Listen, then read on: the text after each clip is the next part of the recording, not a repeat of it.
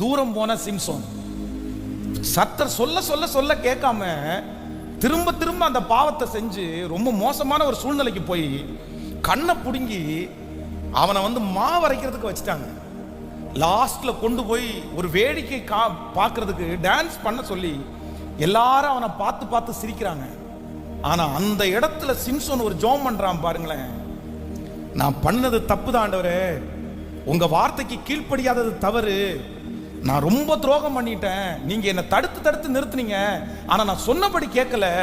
நியாயாதிபதிகள் 16ஆம் அதிகாரத்தினுடைய 28வது வசனத்துல வாசிப்பீங்கன்னா ரொம்ப அழகா சொல்ல. அப்பொழுது சிம்சோன் கர்த்தரை நோக்கி கூப்பிட்டு, கர்த்தராகிய ஆண்டவரே, என்னுடைய 2 கண்களுக்கு ஒரே தீர்வாய் பெலிஸ்தியரின் கையிலே பழி வாங்கும்படி இந்த ஒரு விசை மாத்திரம் என்னை நிறைத்தருளும், தேவனே என்னை பலப்படுத்தும் என்று சொல்லி ஜெபம் பண்ணினான்.